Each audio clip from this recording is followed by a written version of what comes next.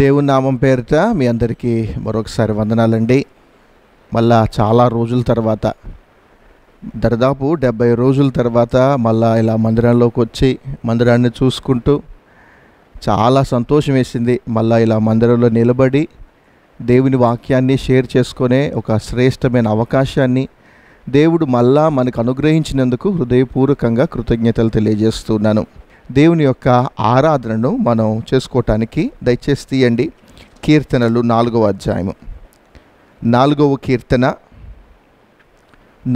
కీర్తన మొదటి చరణం చదవండి దయచేసి.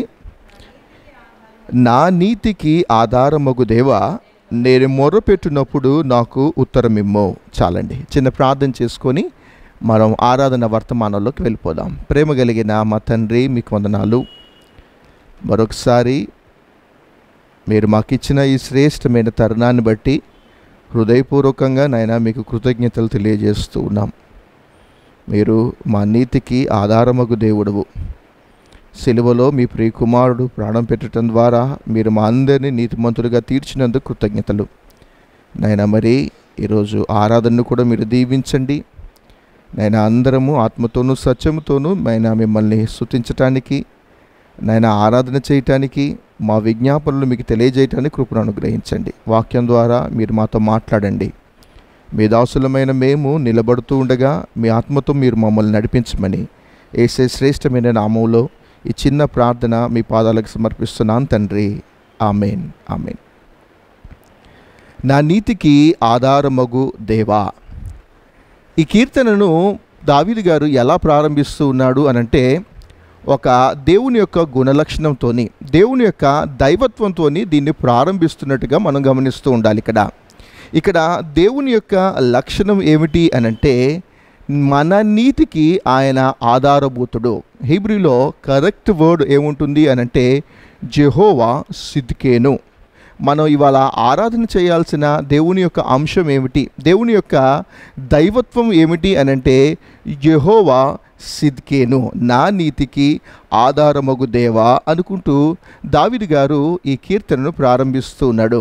ఎప్పుడైనా గమనించండి, మనం ఎప్పుడైనా ఏదైనా విజ్ఞాపన అనేది చేయాలి అనంటే ద మినిమం కర్టసీ ఏమిటి అనంటే దేవుని యొక్క గుణలక్షణాలతోని, దేవుని యొక్క దైవత్వం ఏదైతే ఉందో దానితో మనం ప్రారంభించాలి. ఇక్కడ దావీదు కూడా ఒక కర్టసీ మెయింటైన్ చేస్తూ ఉన్నాడు. ఏమిటి అనంటే, దేవుడు నా నీతికి ఆధారభూతుడు అనుకుంటూ ఆరాధన చేస్తూ ఉన్నాడు. భూమి మీదకి ప్రభు వచ్చినప్పుడు కూడా శిష్యులు అడిగారు, మేము ఎలా ప్రార్థన చేయాలయ్యా, మాకు ప్రార్థన చేయటం నేర్పించండి అన్నప్పుడు కూడా ఆ ప్రార్థనలో ప్రభు ఎలా ప్రారంభించాడు అనంటే పరలోకమందున్న మా తండ్రి అనుకుంటూ ప్రారంభించాడు. గమనించండి, ఎలాంటి విజ్ఞాపన అయినా మనం ఎలా ప్రారంభించాలి అనంటే దేవుని యొక్క గుణలక్షణాలతోని, దేవుని యొక్క దైవత్వాన్ని చూపిస్తూ మన విజ్ఞాపనను మన తండ్రికి మనం సమర్పించుకుంటూ ఉండాలి.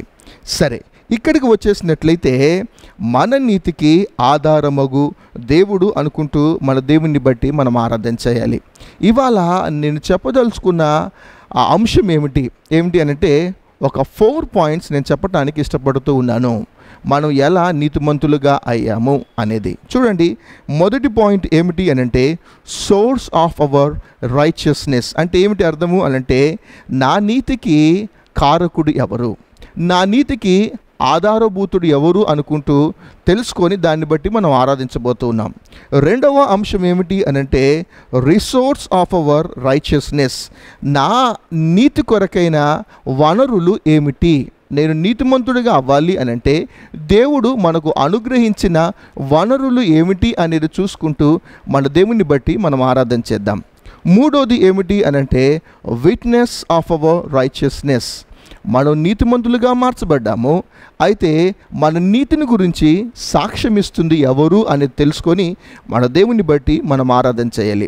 నాలుగవది ఏమిటి అనంటే మెయింటెనెన్స్ ఆఫ్ అవర్ రైచియస్నెస్. అంటే మన నీతిని మెయింటైన్ చేసేది ఎవరు, మన నీతిని జాగ్రత్తగా కొనసాగించేవాడు ఎవరు అనేది చూసుకుంటూ మన దేవుని బట్టి మనం ఆరాధన చేద్దాం. ఈ 4 అంశాలు దేవుని చేతుల్లోనే ఉంది. Righteousness of our source of our righteousness అయిన రిసోర్స్ ఆఫ్ అవర్ రైచియస్నెస్ అయినా, విట్నెస్ ఆఫ్ అవర్ రైచియస్నెస్ అయినా, మెయింటెనెన్స్ ఆఫ్ అవర్ రైచియస్నెస్, ఈ 4 ఎవరి మీద ఆధారపడ్డాయి అని అంటే మన దేవుడు మనకు అనుగ్రహించటం మూలానే ఇదంతా మనకు ఆపాదించటము అనేది జరిగింది. సరే, ఆరాధన అంశంలోకి వెళ్ళిపోదాం. అవును, మనం నీతిమంతులం ఎలా అవుతాం? మనము నీతిమంతులము అయ్యే పనేనా? ఇక్కడ దేవుని గురించి మనం కొద్దిగా ఆలోచన చేస్తే, మనము నీతిమంతులం కాకపోయినా మనం గమనించాలి, దేవుడు నీతిమంతుడు. దేవుడు నీతిమంతుడు కనుక ఆయనకున్న ఆలోచన ఏమిటి అనంటే మనల్ని నీతిమంతులుగా చేయాలి అనేది దేవుని యొక్క ఉద్దేశం. మనకు లేఖనాలు చాలా తెలుసు. ఆయన పరిశుద్ధుడు గనుక మీరును పరిశుద్ధులై ఉండవలను అనేది దేవుని యొక్క ఉద్దేశం. ఆయన నీతిమంతుడు కనుక మనం కూడా నీతిమంతులుగా ఉండాలి అనేది దేవుని యొక్క ఉద్దేశం. కానీ మనం నీతిమంతులుగా ఉండగలమా? దేవుడు ఒక నీతిని మనం ఒకసారి చూద్దాం. చూడండి, ఇర్మియా గ్రంథం 9వ అధ్యాయం 24వ వచనం చూడండి. ఇర్మియా గ్రంథం 9వ అధ్యాయం 24వ వచనం. అతిశయించువాడు దేనిని బట్టి అతిశయించవలన అనగా, భూమి మీద కృప చూపుచు నీతి న్యాయములు జరిగించుచున్న యెహోవాను నేనే అని గ్రహించి నన్ను పరిశీలనగా తెలుసుకుని బట్టియే అతిశయింపవలను. ఇక్కడ మనం ఆలోచన చేస్తే దేవుడు మాత్రమే నీతిమంతుడు. మనం దేన్ని బట్టి, ఒక ఆరాధికుడు దేన్ని బట్టి అతిశయించాలి అని అంటే ఇక్కడ క్లియర్గా చెబుతూ ఉన్నాడు, భూమి మీద కృప చూపుచు నీతి న్యాయములు జరిగించుచున్న యెహోవా. ఆయన ఎవరు అనంటే నీతి కలిగిన దేవుడు. ఆయన ఎవరు అనంటే న్యాయము కలిగిన దేవుడు. అలానే చూడండి, ఇర్మియా గ్రంథం 23వ అధ్యాయం, ఇందులోనే కొన్ని పేజెస్ పక్క తిప్పితే 23వ అధ్యాయము 5-6 వచనాలు చూస్తే, యెహోవా ఈలాగు ఆజ్ఞ ఇచ్చుచూ ఉన్నాడు, రాబోవు దినములలో నేను దావీదునకు నీతి చిగురును పుట్టించెదను, అతడు రాజై పరిపాలన చేయును, అతడు వివేకముగా నడుచుకొనుచు కార్యము జరిగించును, భూమి మీద నీతి న్యాయములను జరిగించును, అతని దినములలో యూదా రక్షణనందును, ఇశ్రాయేలు నిర్భయముగా నివసించును. యెహోవా, గమనించండి, ఇక్కడ చాలా మంచి మాట ఉంది, యెహోవా మనకు నీతి అని అతనికి పేరు పెట్టుదురు. యెహోవా మనకు నీతి. నా నీతికి ఆధారమగు దేవా అనంటే, మళ్ళా చెప్తున్నాను, దేవుని పేరు ఏమిటి అనంటే యెహోవా సిద్కేను. ఆ కాలంలో మనుషుల యొక్క పరిస్థితులు ఏమీ బాగోలేదు. ఇశ్రాయేలు యొక్క ఆత్మీయ స్థితి మనం ఆలోచన చేస్తూ ఉంటుంటే వాళ్ళు పాపంలో కూరుకుపోయి ఉన్నారు, వాళ్ళు విగ్రహారాధనలో కూరుకుపోయి ఉన్నారు, వాళ్ళు యుద్ధాలు చేసుకుంటూ వెళ్తూ ఉంటారు, వాళ్ళు అనేకమైన నేరాలు చేసుకుంటూ వెళ్తూ ఉంటున్న పరిస్థితులలో వాళ్ళ ఆత్మీయ స్థితి ఏమాత్రము సరిగా లేనప్పుడు దేవుడు అంటున్న మాట, ఇర్మియా ద్వారా చెబుతున్న మాట ఏమిటంటే, మీ అందరికీ నీతిగా ఉండబోతూ ఉన్నాడు దేవుడు. మన నీతికి ఆధారభూతుడు ఆయన. అందును బట్టి మనం ఏం చేయాలి అనంటే మన దేవుని బట్టి మనం ఆరాధన చేయాలి. అలానే కృత నిబంధనలో కూడా చూడండి, 1 కొరింథీయులకు రాసిన పత్రిక, గబగబా 1 కొరింథీయులకు రాసిన పత్రిక 1వ అధ్యాయము 30-31 చూడండి. దేవుని మూలముగా ఆయన మనకు జ్ఞానమును నీతియు పరిశుద్ధతయు విమోచన ఆయను. ఇక్కడ మనం గమనిస్తే మనం దేవుని మూలముగా నీతిమంతులుగా మార్చబడ్డాము. ఇర్మియా కాలంలో చూస్తే అక్కడ ఇశ్రాయేలీయుల యొక్క జీవితం చాలా ఆత్మీయంగా చాలా నష్టపోయిన పరిస్థితులలో ఉన్నారు. వాళ్ళు ఆత్మీయంగా దిగజారిపోయిన పరిస్థితుల్లో ఉన్నారు.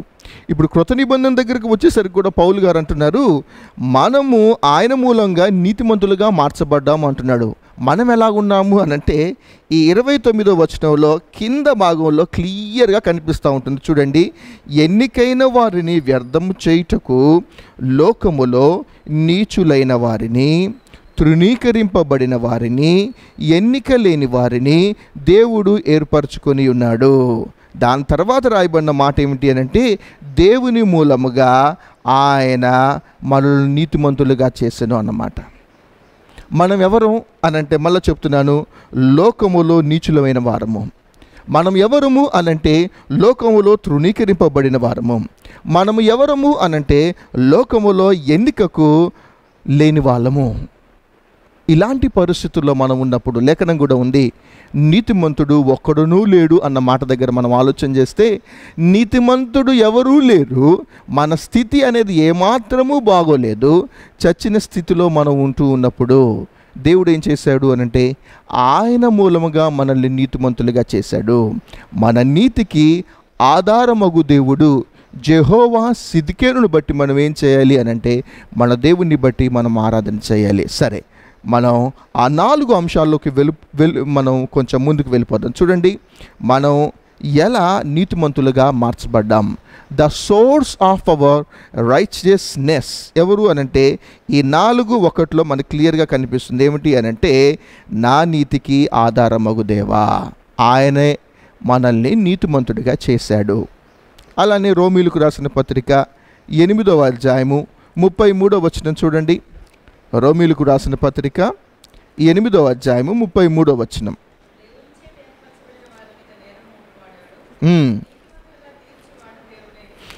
నీతిమంతులుగా తీర్చువాడు దేవుడే. భలే మాట అండి. ఇక్కడ ఎంత చక్కగా కనిపిస్తుంది అనంటే, దేవుని చేత ఏర్పరచబడిన వారి మీద నేరము మోపువాడు ఎవడు?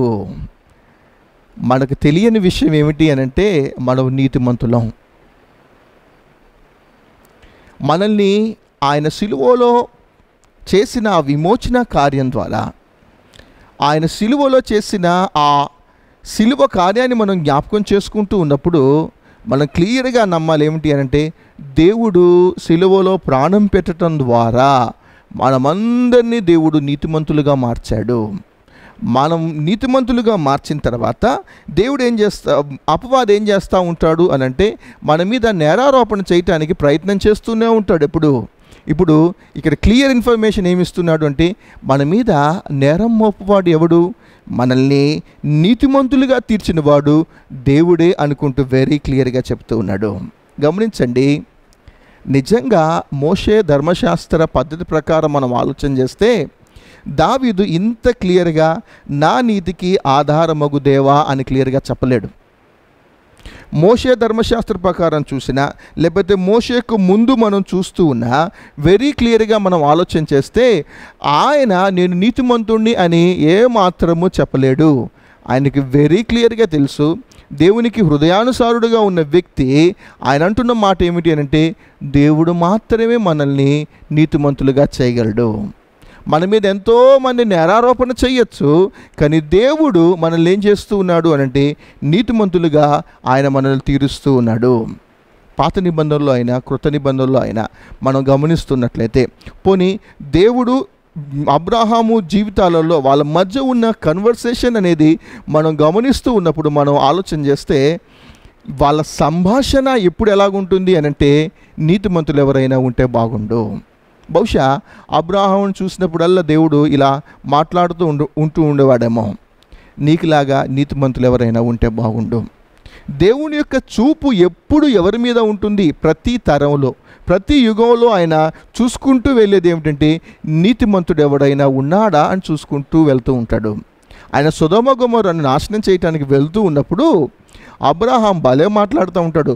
ఆ 50 మంది నుండి 10 దాకా ఆయన ఎలా తీసుకొస్తూ ఉన్నాడు, దేవుని యొక్క మైండ్ని తాను ఎంత చక్కగా రీడ్ చేస్తూ ఉన్నాడు అనంటే, దేవా మీరు వాళ్ళని నాశనం చేయడానికి వెళ్తూ ఉన్నారు కదా, నాకు మీ ఆలోచన తెలుసు.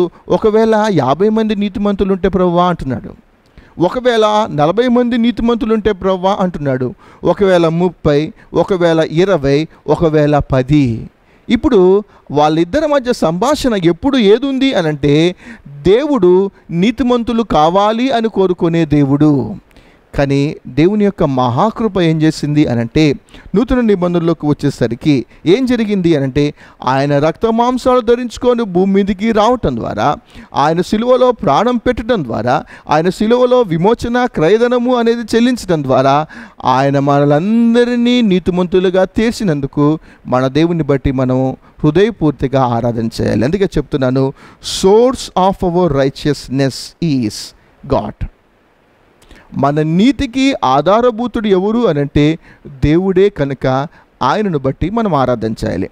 రెండవ భాగం ఏమిటి అనంటే రిసోర్స్ ఆఫ్ అవర్ రైచియస్నెస్, అంటే దేవుడు మనం నీతిగా ఉండటానికి ఇచ్చిన వనరులు ఏమిటి, మనం నీతిమంతులుగా మార్చబడటానికి దేవుడు ఇచ్చిన వనరులు, అది కూడా దేవుడే అనుగ్రహించినందుకు మన దేవుణ్ణి బట్టి మనం ఆరాధన చేయాలి.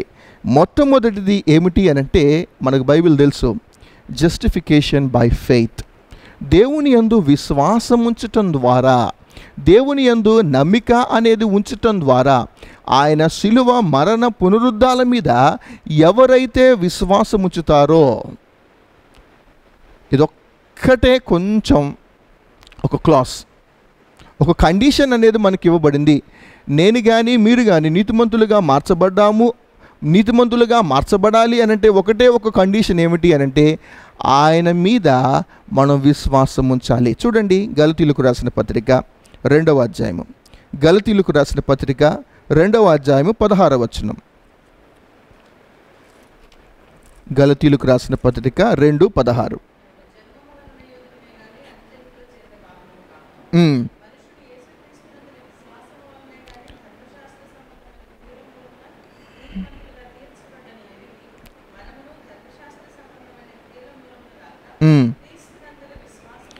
చూడండి, క్రీస్తు యేసునందలి విశ్వాసము వలననే నీతిమంతులమని తీర్చబడుటకై యేసు క్రీస్తునందు విశ్వాసము ఉంచి ఉన్నాము. ఆ మాట మనం క్లియర్గా చూస్తే ధర్మశాస్త్ర క్రియలు చేయటం వలన మనం నీతిమంతులుగా మార్చబడలేదు. మనం ఎలా నీతిమంతులుగా మార్చబడ్డాము అనంటే ఇక్కడ మళ్ళీ చదువుతున్నాను చూడండి, యేసు క్రీస్తునందలి విశ్వాసం వలనే కానీ ధర్మశాస్త్ర సంబంధమైన క్రియల మూలముగా నీతిమంతులుగా తీర్చబడిన ఎరిగి మనమును ధర్మశాస్త్ర సంబంధమైన క్రియల మూలంగా కాక ఇక్కడ క్రీస్తునందలి విశ్వాసం వలనే నీతిమంతులమని తీర్చుటకై యేసు క్రీస్తునందు విశ్వాసం ఉంచి ఉన్నాము. ఇది రీజన్. త్రూ ఫెయిత్, దేవుని యందు విశ్వాసం ఉంచటం ద్వారా మనము నీతిమంతులుగా తీర్చబడ్డాము. ఇది దేవుడిచ్చిన వనరులు. రెండవది రోమీలకు రాసిన పత్రిక 3వ అధ్యాయము 24వ వచనం చూడండి. రోమీలకు రాసిన పత్రిక 3వ అధ్యాయము 24వ వచనం. సెకండ్ రిసోర్స్ ఏమిటి అనంటే ఆయన కృప చేతనే క్రీస్తు యేసునందలి విమోచనము ద్వారా ఉచితముగా నీతిమంతులను తీర్చబడుతూ ఉన్నారు. ఒకటి, ఆయన యందు విశ్వాసం ఉంచటం ద్వారా మనం నీతిమంతులుగా తీర్చబడ్డాము. ఇది దేవుడిచ్చిన రిసోర్స్.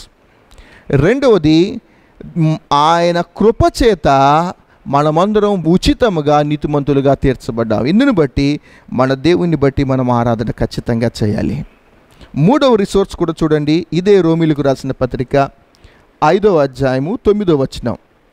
కాబట్టి ఆయన రక్తం వలన ఇప్పుడు నీతిమంతులుగా తీర్చబడి, ఎలా నీతిమంతులుగా మార్చబడ్డాం మనము అనంటే ఆయన మనకు సిలువలో రక్తాన్ని చిందించటం ద్వారా మనం నీతిమంతులుగా తీర్చబడ్డాము. అందుని బట్టి మన దేవుని బట్టి మనం ఆరాధన చేయాలి. అలానే 4వది కూడా చూడండి, రోమీలకు రాసిన పత్రిక 4వ అధ్యాయము 25వ వచనంలో కూడా క్లియర్గా ఉంది, ఆయన మన అపరాధముల నిమిత్తము అప్పగింపబడి మనము నీతిమంతులుగా తీర్చబడుటకై లేపబడెను.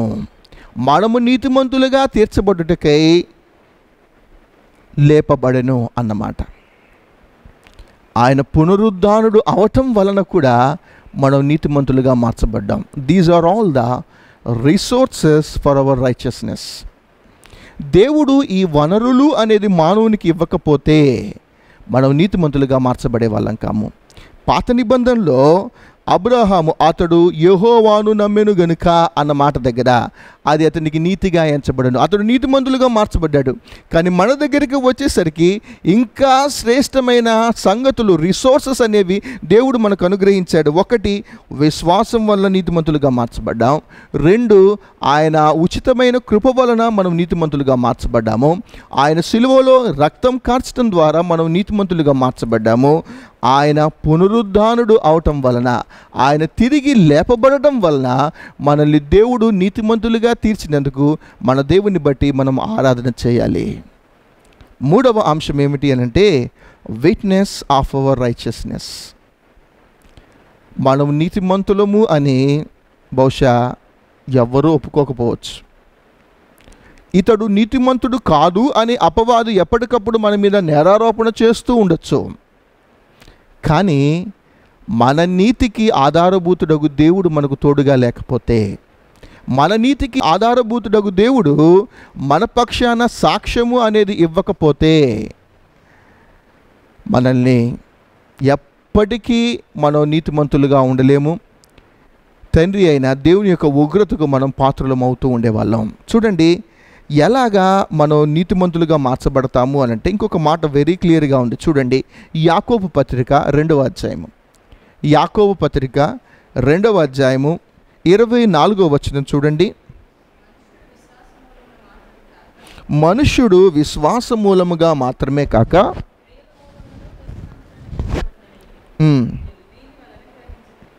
క్రియల మూలముగా కూడా మనం నీతిమంతులుగా మార్చబడతామంట. Not only by faith but through doing the good deeds. ఎప్పుడైతే మంచి పనులు అనేది మనం చేసుకుంటూ వెళ్తూ ఉంటామో, దేవుని బట్టి, దేవుని మహిమ కొరకు, దేవుని చిత్త ప్రకారం ఎప్పుడైతే మంచి పనులు మనం చేసుకుంటూ వెళ్తూ ఉంటామో, దేవుడు ఏం చేస్తాడు అనంటే మనల్ని నీతిమంతులుగా తీరుస్తాడు. అంత మాత్రమే కాదు, ఇతడు నీతిమంతుడు అని దేవుడు ఏం చేస్తాడు అంటే రుజువు చేస్తూ ఉంటాడు ఎప్పటికప్పుడు. అబ్రహామును పిలిచాడు, నీకు ఒకగానొక కుమారుణ్ణి నాకు బలిగా అర్పిస్తావా అని అంటాడు ఆయన.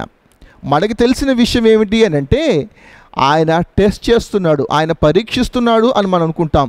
కానీ దేవుని యొక్క కోణంలో మరొక భాగం ఉంది. ఏమిటి అని అంటే he wants to prove Abraham is a righteous person. దేవుని యొక్క ఉద్దేశం ఏమిటి అని అంటే అబ్రహాము నీతిమంతుడు అని అనేక మందికి రుజువు చేయటం కొరకు ఆయన కొండ మీదకి తీసుకుని వెళ్ళాడు. దేవునికి ముందుగానే తెలుసు, భవిష్యత్తు జ్ఞానం కలిగిన దేవుడు కదా ఆయన.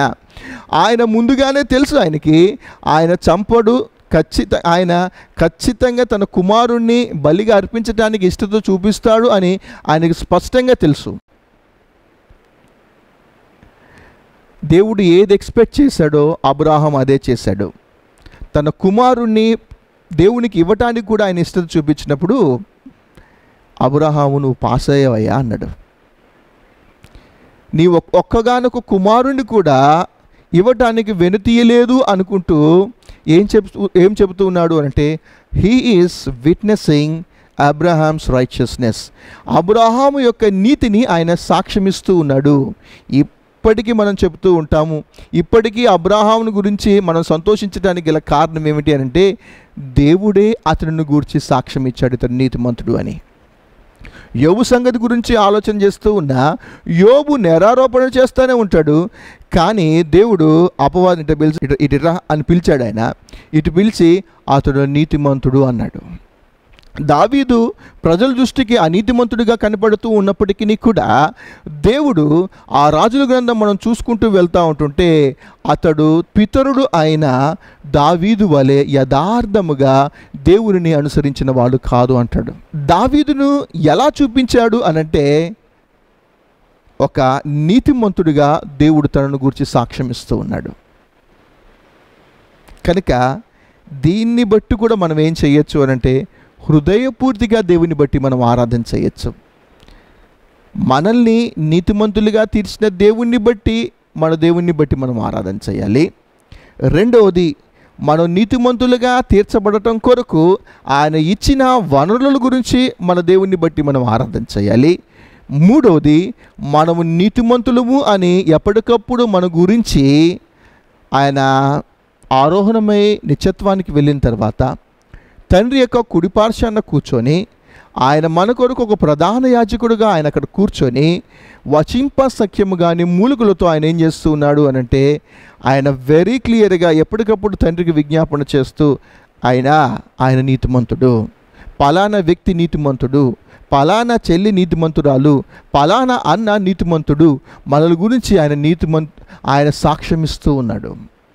ఎలా నీతిమంతులయ్యా అని తండ్రి అడుగుతూ ఉన్నప్పుడల్లా ఆయన సిలువలో చిందించిన రక్తాన్ని, ఆయన పరిశుద్ధ రక్తాన్ని, ఆ సిలువ కార్యాన్ని గుర్తు చేస్తూ ఉన్నప్పుడు దీని వలన, ఈ రిసోర్సెస్ వలన ఏం చేశాను అంటే వాళ్ళందరినీ నీతిమంతులుగా తీర్చానయ్యా అని అంటూ ఉన్నప్పుడు ఎస్, వాళ్ళు నీతిమంతులే అనుకుంటూ దేవుని యొక్క ఉగ్రత మన మీదకి రానియకుండా ఎప్పటికప్పుడు మన గురించి ఆయన సాక్ష్యం ఇస్తూ ఉన్నందుకు మన దేవుణ్ణి బట్టి మనం ఆరాధన చేయాలి.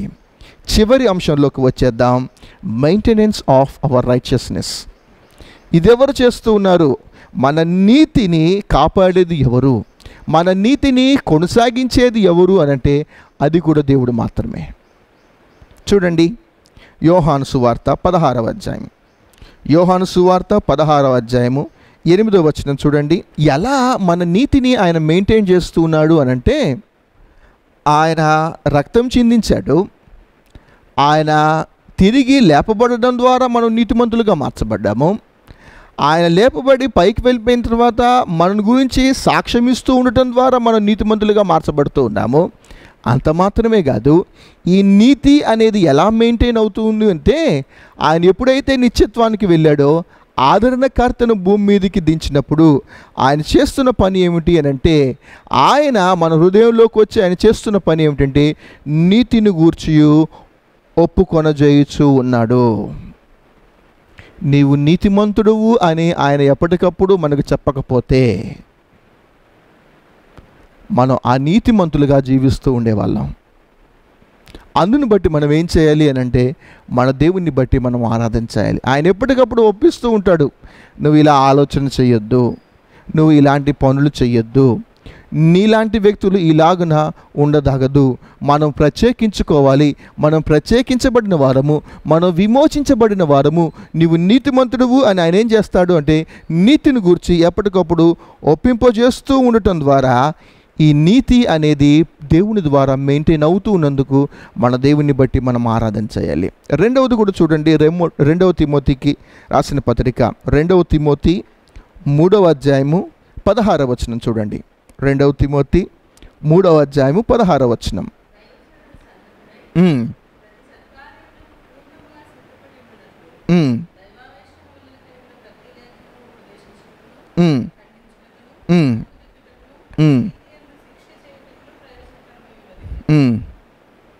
ఇక్కడ చెప్పబడిన మాట ఏమిటి అని అంటే, నీతి యందు శిక్షణ చేయబడుటకు. ఎలా నీతి యందు శిక్షణ చేయబడుతూ ఉంది అని అంటే, ఆ మెయింటెనెన్స్లో ఉన్న రెండవ రిసోర్స్ ఏమిటి అని అంటే by giving his word of God. ఎప్పుడైతే దేవుడు తన లేఖనాలను మనకు అనుగ్రహించడము అనేది జరిగిందో, ఆ లేఖనము ఏం చేస్తుంది అని అంటే నీతి యందు మనల్ని శిక్షణలోకి తీసుకొని వెళ్తూ ఉంటుంది. మనల్ని ఎప్పటికప్పుడు లేఖనం నీతిమంతులుగా ఉండటానికి ప్రాక్టీస్ చేస్తూ ఉంటుంది. ఇదంతా కలుగజేసింది ఎవరు, దీన్నంతా మెయింటైన్ చేసేది ఎవరు అని అంటే మన దేవుడు మాత్రమే. కనుక ఈ 4 అంశాలను గుర్తుపెట్టుకోండి. ఇవన్నీ కలుగజేసిన వాడు ఎవరు అని అంటే మన తండ్రి అయిన దేవుడు. ఆయన ప్రియ కుమారుడు ద్వారా మనల్ని నీతిమంతులుగా చేర్చబడటం, ఆయన ఆదరణకర్తను పరిశుద్ధాత్మ దేవుని యొక్క సన్నిధిని మనకు అనుగ్రహించడం ద్వారా మనల్ని దేవుడు ఇప్పటికీ నీతిమంతులుగా ఉంచుతూ ఉన్నందుకు మన దేవుని బట్టి, ఆయన మనకు చేసిన ఈ మేలును బట్టి, మళ్ళా చెప్తున్నాను, ఆయన పేరు ఏమిటి అంటే యెహోవా సిద్కేను అన్నమాట. యెహోవా సిద్కేను అంటే మళ్ళీ చెప్తున్నాను, మన నీతికి ఆధారమగు దేవుడు ఆయన కాబట్టి ఆయన్ని బట్టి మనం ఆరాధన చేద్దాం. మొదటిది, మన నీతికి ఆధారమగు దేవుడు ఆయన కాబట్టి మనం ఆరాధన చేయాలి. మనం నీతిమంతులుగా ఉండటానికి ఆయన వనరులను సమకూరుస్తూ ఉన్నందుకు మన దేవుణ్ణి బట్టి మనం ఆరాధన చేయాలి. మూడోది, మనం నీతిమంతులుగా ఉండటం కొరకు ఆయన ఎప్పటికప్పుడు మన గురించి సాక్ష్యమిస్తూ ఉన్నందుకు మన దేవుణ్ణి బట్టి మనం ఆరాధన చేయాలి. నాలుగవది, మన నీతి అనేది కొనసాగించటం కొరకు ఆ పరిశుద్ధాత్మ దేవుని యొక్క సన్నిధిని, లేఖనాలను మనకు అనుగ్రహించినందుకు మన దేవుణ్ణి బట్టి యెహోవా సిద్కేనును మనం జ్ఞాపకం చేసుకుంటూ ఆయన్ని బట్టి మనం ఆరాధన చేద్దాం. దయచేసి కళ్ళు మూసుకోండి. 1-2 నిమిషాలు ఎవరి ఇళ్లలో వాళ్ళు దయచేసి కళ్ళు మూసుకొని దేవుడు మన జీవితంలో చేసిన ఈమెయిల్ను బట్టి మనం ఆరాధన చేసుకుందాం. దయచేసి కళ్ళు మూసుకోండి. 1-2 నిమిషాలు ఎవరికి వారు దేవుడు మనకి చేసిన మేలుని జ్ఞాపకం చేసుకుంటూ మనం ఆరాధన చేసుకుందాం.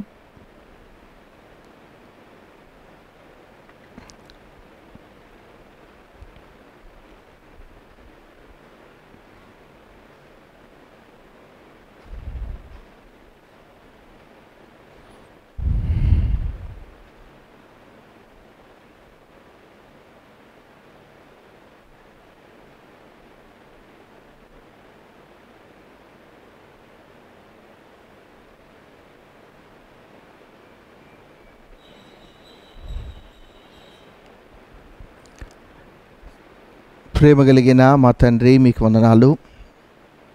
మరొకసారి యెహోవా సిద్కేనుగా మీరు మాకున్నందుకు మీకు హృదయపూర్వకంగా వందనాలు తెలియజేస్తూ ఉన్నాం. మా నీతికి ఆధారమై ఉన్న దేవుడు అని, మేము నీతిగా ఉండటానికి వనరులను సమకూర్చిన దేవుడు మీరు అని, మేము నీతిమంతులము అని మా గురించి ఎప్పటికప్పుడు సాక్ష్యమిస్తూ ఉన్నందుకు, మేము నీతిమంతులుగా ఉండటం కొరకు మీ పరిశుద్ధాత్మ సన్నిధిని, మీ లేఖనాలను మీరు మాకు అనుగ్రహించినందుకు హృదయపూర్వకంగా కృతజ్ఞతలు తెలియజేస్తూ, ఏమీ ఇవ్వలేక ఈ చిన్న స్తుతి ఆరాధన యేసయ్య నామములో మీ పాదాలకు సమర్పిస్తున్నాను పరమ తండ్రి. Amen, amen. దయచేసి గమనించండి, ఆ ప్రేయర్ పాయింట్స్ ఏవైతే ఉన్నాయో అవన్నీ మేము ఎప్పటికప్పుడు మీకు మెసేజ్ చేస్తూ ఉంటే, ఎప్పటికప్పుడు ప్రేయర్ పాయింట్స్ అనేది మీ ఫోన్స్కి మేము పంపిస్తూ ఉంటాం. వాటిని చూసుకొని మన సంఘ పరిస్థితులన్నిటి విషయాన్ని బట్టి దయచేసి మీరు ఇంట్లో ఉండి ప్రార్థన చేస్తూ ఉండండి. ఈ సమయంలో అయ్యగారు వచ్చేసి మనకు బలవర్తమానాన్ని పంచుతారు. ప్రభునామంలో మీ అందరికీ వందనాలండి. గత ఆదివారం నాడు చాలామంది ఫోన్ చేశారు మన వాళ్ళు. చేసి సర్వర్ ప్రాబ్లం వల్ల, ఇంటర్నెట్ ప్రాబ్లం వల్ల అసలు మాకు మెసేజ్ అర్థం కాలేదండి. చాలా ఏదో అక్కడొక ముద్ద తిన్నట్టుగా అనిపించింది, కడుపు నిండలేదు, బాధగా ఉంది అని మన వాళ్ళు ఫోన్ చేశారు. కొంచెం బాధ అనిపించింది. మరి ఇంటర్నెట్ ప్రాబ్లం కనుక చింతిస్తూ ఉన్నాను. వాస్తవంగా మాకు కూడా మనసు లేదు. అంత ప్రాబ్లం ఆరాధన వర్తమానం నుంచే ప్రాబ్లం స్టార్ట్ అయింది. కాబట్టి అన్యథా మీరు భావించొద్దు. మరొకసారి నేను మీ అందరికీ సెలవు వేస్తూ ఉన్నాను. తిరిగి అదే వర్తమానాన్ని కంటిన్యూ చేయాలని బాబు నేను కూడా అట్లా తీర్మానించుకున్నాం. కాబట్టి తిరిగి విన్న అప్పటికి రెండోసారి ఈ వర్తమానాన్ని వినాల్సిందిగా నేను ప్రేమతో మనవి చేస్తూ ఉన్నాను. నేను సంఖ్యాకాండం 11వ అధ్యాయం 26వ వచనం నుంచి 29వ వచనం దాకా చదువుకుందాం. 26వ వచనం నుంచి 11వ అధ్యాయం, సంఖ్యాకాండం 11వ అధ్యాయం 26వ వచనం నుంచి. ఆ మనుషుల్లో ఇద్దరు పాలెములో నిలిచి ఉండిరి. వారిలో ఒకని పేరు ఎల్దాదు, రెండవ వాని పేరు మేదాదు. వారి మీదను ఆత్మ నిలిచి ఉండెను. వారు రాయబడిన వారిలోనూ ఉండియు వారు గుడారమునకు వెళ్ళక తమ పాలెములోనే ప్రవచించిరి. అప్పుడు ఒక యవనుడు మోషే వద్దకు పరిగెత్తుకుని వచ్చి, ఎల్దాదు మేదాదులు పాలెంలో ప్రవచించున్నారని చెప్పగా, మోషే ఏర్పరచుకున్న వారిలో నూను కుమారుడును మోషేకు పరిచారకుడైన యెహోషువ, మోషే నా ప్రభువా, వారిని నిషేధింపుమని చెప్పెను. అందుకు మోషే, నా నిమిత్తము నీకు రోషం వచ్చినా యెహోవా ప్రజలందరూ ప్రవక్తలగునట్లు యెహోవా తన ఆత్మను వారి మీద ఉంచును గదా అని అతనితో అనెను. ప్రేమగల మా తండ్రి, నిండు వందనాలు చెల్లిస్తున్నాను. ఈ వాక్య భాగాన్ని తిరిగి మా వినికిడిలో మీరు ఆశీర్వదించి, మరోసారి నీ పిల్లలు దాన్ని చాలా డిస్టర్బెన్స్ వచ్చింది గత వారం. దాన్ని తిరిగి చెప్పాలని ఆశతో దీన్ని మొదలుపెట్టాను. మీ కృప నాకు అనుగ్రహించి నీ బిడ్డలకు ఈ వారమైనా చక్కగా అర్థం కావడానికి నీ దాసుని నోరు తెరవండి. మీ కృప లేకపోతే, ఈ వనరులు మాకు సమకూడకపోతే మేమేమీ చేయజాలం. ఈ లాక్డౌన్ కాలంలో మేము అనుభవిస్తున్న వేదన అంతింతా కాదు. మాకు సహవాసం లేదు. నీ సన్నిధిని మేము కోల్పోయినంత బలహీనలం. అక్కడ దైవజనులు దైవ సేవకులు చెప్తున్న వర్తమానాలు విని ఇళ్లలో కూర్చొని ఆదరించబడుతున్నాం, బలపరచబడుతున్నాం. ప్రత్యేకంగా మా మేడగది ప్రార్థన సహవాసానికి సంబంధించిన అన్ని స్థానిక సంఘాలలో తండ్రి నీ బిడ్డలు ఆశతో ఎదురు చూస్తున్నారు. కొన్నిసార్లు సంతృప్తిగా ఉన్నారు. ఈ సర్వర్ ప్రాబ్లం వల్ల చాలామంది అనీజీగా కూడా ఉన్నారు. దయచేసి మా బిడ్డలను మరొకసారి మీరు దర్శించి నీ లేఖనం చేత వారిని సంతృప్తిపరిచి వారిని ప్రభువా నీ ఆత్మ ఆహారాన్ని వారికి పంచిపెట్టడం ద్వారా వాళ్ళు ఆత్మీయంగా బలం పొంది నీ కొరకు నిలిచే కృప వారికి అనుగ్రహించుమని నీ దాసుని నీ శిలో చాటుకొస్తున్నాను. నాయన నన్ను నీ చాటు పెట్టి మాట్లాడండి అని యేసుక్రీస్తు ప్రభు పరిశుద్ధ నామంలో కృతజ్ఞతతో ప్రార్థిస్తున్నాను తండ్రి, ఆమెన్. ఈ వారం గత వారంలో కూడా నేను అదే చెప్పాను. యెహోషువను దేవుడు ఎలా ఆత్మీయంగా సిద్ధపరుస్తున్నారు, ఏమేమి పాఠాలు నేర్పుతున్నారు. ఆత్మీయంగా సిద్ధపడగలిగినటువంటి ఒక వ్యక్తి జీవితంలో దేవుడు నేర్పే ప్రతి పాఠం ఎంత అద్భుతంగా ఉంటుందో అది యెహోషువ జీవితంలో నుంచి నేడు మన వినికిడిలో వచ్చే ప్రతి వర్తమానాన్ని మనం కూడా నేర్చుకోవడం కొరకే ప్రభు రాశాడు.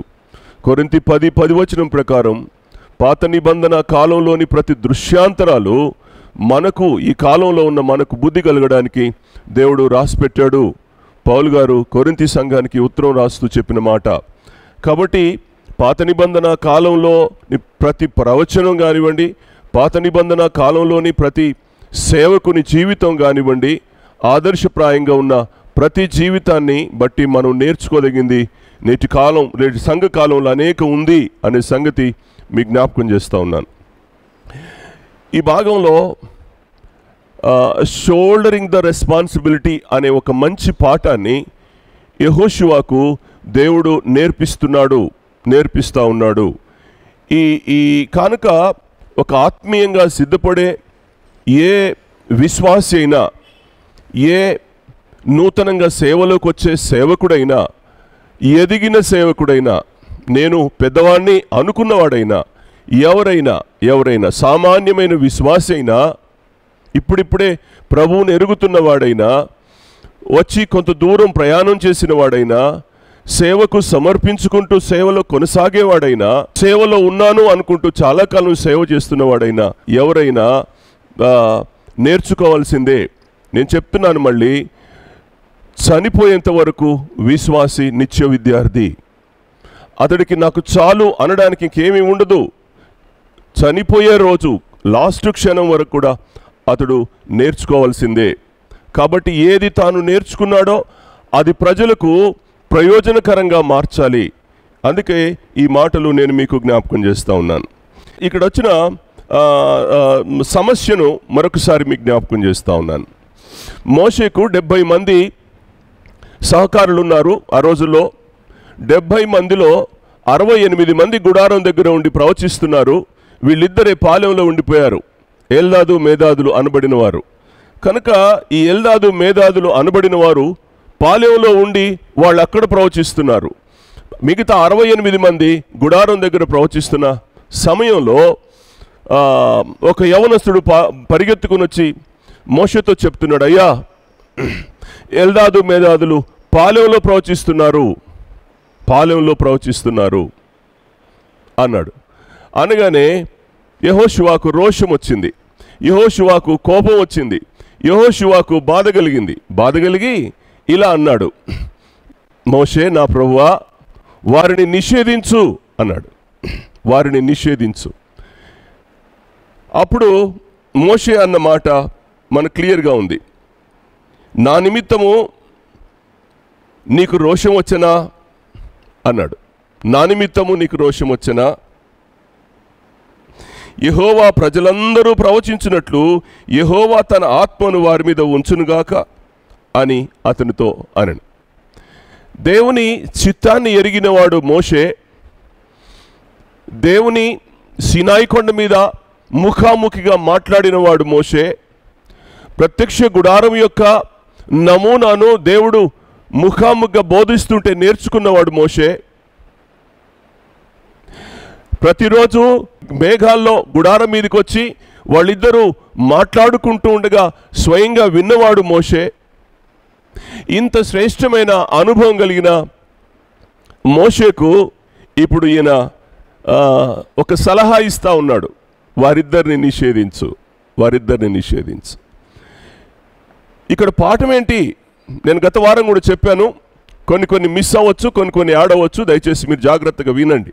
భుజాల మీద బాధ్యతను మోసే వ్యక్తి, దేవుని సేవకునిగా కొనసాగగలిగిన వ్యక్తి, దేవుని సేవలో పరిచారకుడిగా ఉండదగిన ఏ వ్యక్తి అయినా, ఏ విశ్వాసి అయినా స్వమేలు కోరుకోవడం అనేది మంచిది కాదు. నేను మాత్రమే మేలు పొందాలి అనేది ఎప్పుడూ మంచిది కాదు. ఏ మేలు కోరుకోవాలంటే సమిష్టి మేలు కోరుకోవాలి. అందరికీ మేలు జరగాలనే కోరిక ఎవరికి ఉంటుందో వాళ్ళు దీవించబడతారు. కాబట్టి నా నిమిత్తం నీకు రోషం వచ్చిందా యెహోషువ? నేనేదో సకల విద్యల్లో ప్రావీణ్యుడనని, నేను సీనాయి కొండ మీద దేవునితో మాట్లాడగలిగిన వాన్నని, 10 ఆజ్ఞల పలకలు ప్రభువు నా చేతికిస్తే మోసుకొని రాగలిగిన వాన్నని, ఎర్ర సముద్రాన్ని పాయలు చేసి ఇశ్రాయేలును నడిపించిన వాడనని నా మీద నీకు అపారమైన గౌరవం ఉన్నమాట వాస్తవమే కావచ్చు, కానీ నన్ను బట్టి కాదు నీకు రోషం వచ్చేది. ప్రజల మేలును నువ్వు ఆకాంక్షించాలి. సమిష్టిగా మేలు జరగాలి. మనలో 2 యవనస్తులు ప్రవచిస్తుంటే ప్రజలకు మేలు కదా. కాబట్టి ప్రజలకు మేలు జరిగేది, సమిష్టిగా మేలు జరిగే ఏ మంచి కార్యాన్నైనా మనం గౌరవించాలి అని డైరెక్ట్ స్పీచ్, ఇండైరెక్ట్ స్పీచ్ని ఈ వ్యక్తి మోషే యెహోషువకు నేర్పడం అనేది ఇక్కడ అద్భుతమైన పాఠం.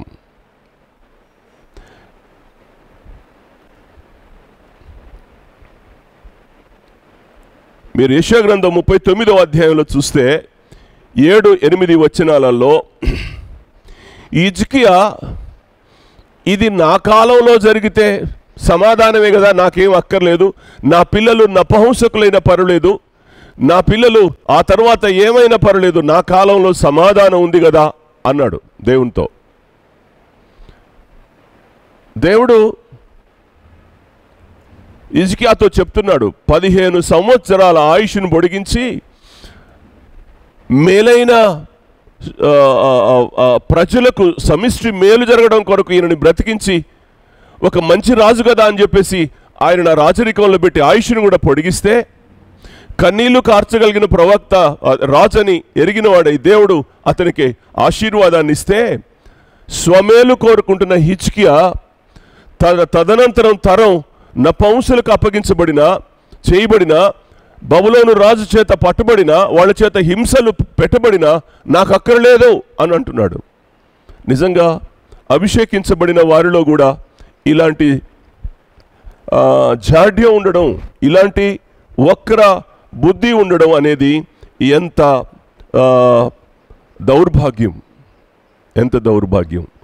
అందుకనే స్వమేలు కంటే సమిష్టి మేలును కోరుకోవాలి. విశ్వాసులమైన మనందరికీ నేను మీకు జ్ఞాపకం చేస్తూ ఉన్నాను, ఈవేళ నీ సొంత మేలో, నీ స్వయం కోసమో, నీ చిత్తం కోసమో, నీ ఆలోచన మేరకు నువ్వు మాత్రమే బాగుపడాలి అనే భావనలో నుంచి నువ్వు బయటకు వచ్చి సమాజం అంతా సమిష్టిగా బాగుపడాలనే ఆశ ఎవరికి ఉంటుందో దేవుడు వాళ్ళని దీవిస్తాడు. కాబట్టి ఈ భుజం మీద భారం మోసుకునే కొంచెం ఎదిగిన వ్యక్తులు, సేవకు సహకరించబడే వ్యక్తులు ఎవరున్నా ఈ రెస్పాన్సిబిలిటీ అనేది చాలా ప్రాముఖ్యం. నేర్చుకోండి. మేము మాత్రమే చేయాలి, మేము మాత్రమే ఈ పనికి అర్హులం, మేము మాత్రమే దీనికి తగిన వారం, వాడెలా అవుతాడు, అతడెలా అవుతాడు, ఈమెలా అవుతుంది అనే భావనలో నుంచి మనం బయటపడిన రోజున దేవుని సేవ ఆత్మీయంగా జరుగుతుంది. దేవుని వాక్యం వేగంగా పరిగెడుతుంది. సమాజానికి సమిష్టిగా మేలు జరుగుతుంది. ఈ మాటని నేను హృదయపూర్తిగా జ్ఞాపకం చేస్తూ ఉన్నాను. నేను మొర్దెకైని గురించి కూడా, ఎస్తేరుని గురించి కూడా నేను మీకు ఆ రోజు జ్ఞాపకం చేశాను. తిరిగి నేను అదే వచనాన్ని మీ ముందు ఉంచుతాను. చూడండి, ఎస్తేరు గ్రంథంలో 2వ అధ్యాయం 20వ వచనంలో, ఎస్తేరు గ్రంథం 2వ అధ్యాయం, ఎస్తేరు గ్రంథం 2వ అధ్యాయం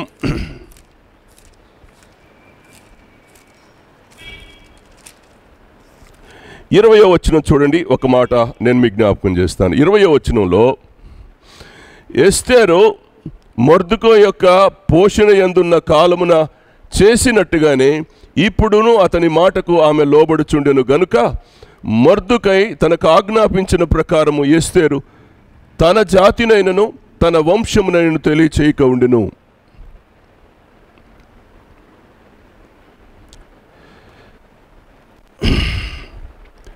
పినతండ్రి పెంపకంలో పెరిగిన ఎస్తేరు, పినతల్లి పెంపకంలో పెరిగిన ఎస్తేరు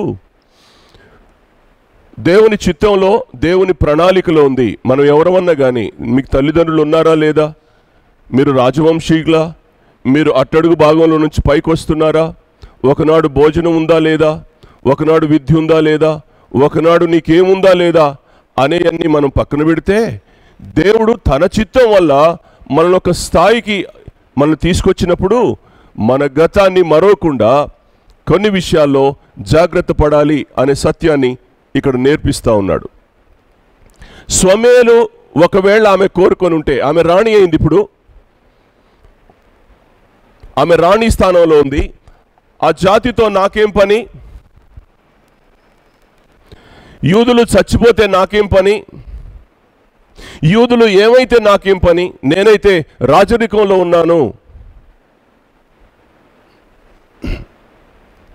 అయ్యో, ఎంత చెడు ఆలోచన అండి ఇది. ఆమె అలా అనుకోలేదు. ఆమె జాతినైనను ఆమె వంశమునైనను బయట పెట్టలేదంట. ఆ రోజున ఒకవేళ ముందుగానే రాజు పడక గదిలోనో, రాజు అంతఃపురంలోనో, రాజుతో ఒంటరిగా భోజనం చేసి ఉద్యానవనంలో విహరిస్తున్న కాలంలోనో, ఏమండి నేను యూదురాలనండి అని అనుంటే ఎంత ప్రమాదం జరిగి ఉండేది. పినతండ్రి చెప్పాడు, ఆ ఆజ్ఞకు కట్టుబడింది. తన జాతిని ఎప్పుడు వెల్లడి చేసింది అంటే, ఒక ప్రమాదకరమైన పరిస్థితుల్లో, జాతి అంతా నాశనమయ్యే పరిస్థితుల్లో, ఒక సమయానుకూలమైనటువంటి అద్భుతమైనటువంటి గడియలో ఆమాను యొక్క కుతంత్రాన్ని, ఆమాను యొక్క ఆ కుట్రని ఒక్కసారి వెల్లడి చేసింది. కాబట్టి సమయం, సందర్భం అనేది కూడా మనం నేర్చుకోవాల్సిన అవసరం ఉంది. కాబట్టి ఈ సమయంలో ఏల్దాదు, మేధాదులు ప్రవచిస్తుంటే ఈయనకెందుకో నొప్పి.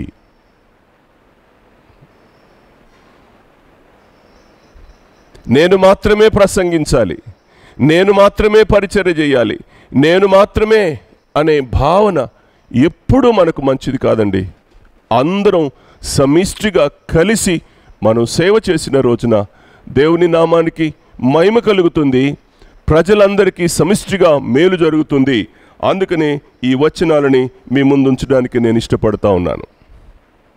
యెహోషువకు అద్భుతమైన పాఠాన్ని మోషే నేర్పాడు. అద్భుతమైన పాఠాన్ని మోషే నేర్పాడు. నేను రెండో సంగతి ఇందులోనే మీకు జ్ఞాపకం చేస్తూ ఉన్నాను.